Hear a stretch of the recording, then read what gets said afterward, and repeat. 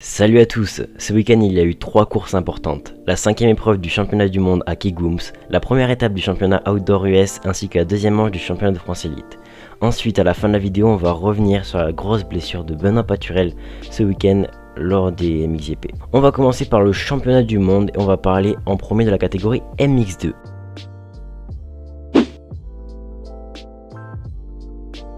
Ce qu'on peut retenir de cette catégorie, c'est la bataille entre Jago Geerts et Tom Vialle qui les a menés à une égalité parfaite. Une première et une seconde place chacun au terme des deux manches. Ben Watson réalise les deux all shots et termine 3ème et 5ème sur la première et deuxième manche.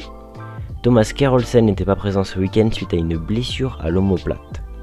Si on regarde le classement général, Tom Vialle est premier avec 8 points d'avance sur Jago Geerts et 64 points d'avance sur Van de Moesdijk.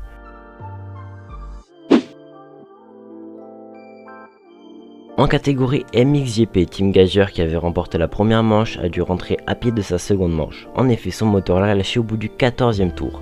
Il est donc DNF, ce qui a permis à son rival, Jeffrey Herlings, de remporter le général du week-end en s'offrant une 4ème et première place. Antonio Cairoli a chuté dès le premier virage de la première manche et a dû repartir de la dernière position. De là, il est remonté jusqu'à la 9ème place. Il termine second en deuxième manche. Jorge Prado, qui fait sa première année en 450, termine 3ème et 4ème. Si on fait un point sur le classement général, Jeffrey Herlings est premier avec 46 points d'avance sur Tim Geiger. Armin Asiakissonis est à égalité avec Antonio Cairoli à la 3ème place. Ils ont 50 points de retard sur Herlings. On part maintenant du côté de Castelnau de Lévis pour la seconde manche du championnat de France Elite. En MX2, c'est Fabien Isoire qui s'impose sur le week-end, suivi d'Anthony Bourdon et Arnaud Aubin. Au classement général, c'est donc Anthony Bourdon qui est premier avec 20 points d'avance sur Matteo Millo et 22 points d'avance sur Arnaud Aubin.